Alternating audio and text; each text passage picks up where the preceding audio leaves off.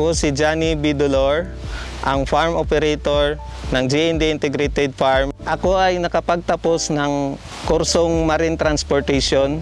Hindi na ako nakapagsakay ng barko dahil ang passion ko talaga is nasa agriculture. Ang magkaroon ng isang integrated farm ay matagal ko ng pangarap. Nakabili ako ng 1 hektarya ng lupain. Nagsikap ako na makahanap ng puhunan at matuto sa agriculture kahit hindi ko napag-aralan.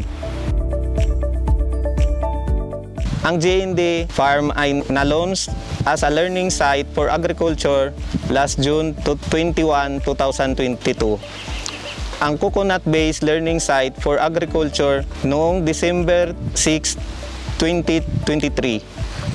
Sa ngayon, ang J&D Integrated Farm ay isa ng farm school na accredited na din sa TESDA bilang training and assessment center sa mga agriculture qualification. Nang dahil sa naging learning site ang J&D Farm, last year kami ay nakatanggap ng scholarship funding sa Office of Congressman Steve Solon sa Animal Production Poultry Chicken in situ. Ang mga scholars ay nagkaroon ng association na kung saan na implement nila ang mga practices sa kanila during sa training. Isa sa mga sustainable program, naka-receive kami ng project from ETI Region 12. Ito ay ang nursery para maging mas sustainable ang aming high-value crops. Sa nursery, napadali yung pagtanim namin, lalo na pag umuulan. Dito kami nagpapatubo ng mga seeds. Katulad ni Bren, na taga Malandag National High School, na nag-immersion dito sa farm, ay natutunan niya na mag-apply ng organic fertilizer sa kanilang sariling garden. Nang dahil sa immersion namin, natutunan ko dito sa J&D Farm maggamit ng organic fertilizer.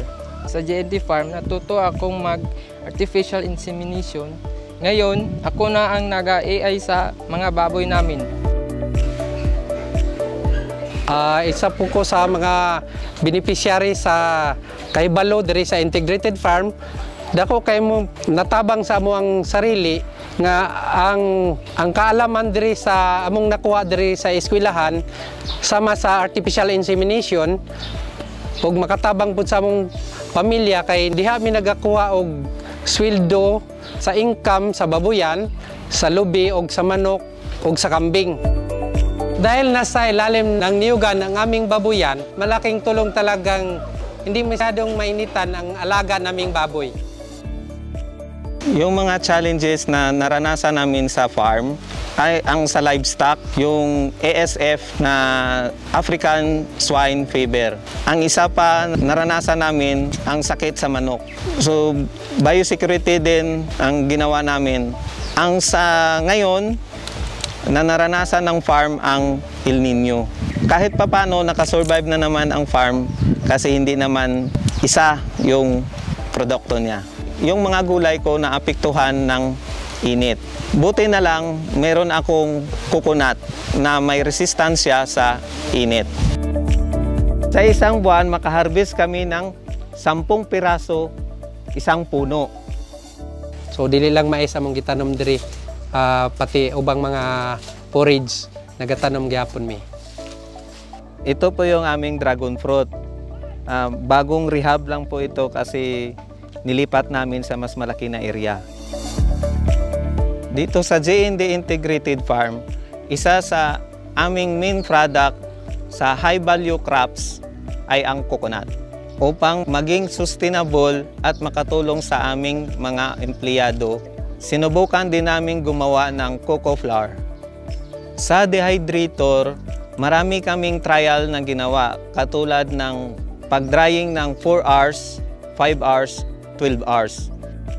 Ito po, try namin cocoa flour mix.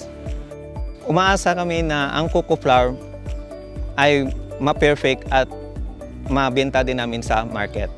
Dito sa J&D Integrated Farm, para maka-engage kami, ay umiikot kami sa iba't ibang barangay para magbigay ng training sa field demonstration, farmers field schools, ay marami silang natututunan lalo na sa pagtatanim ng rice.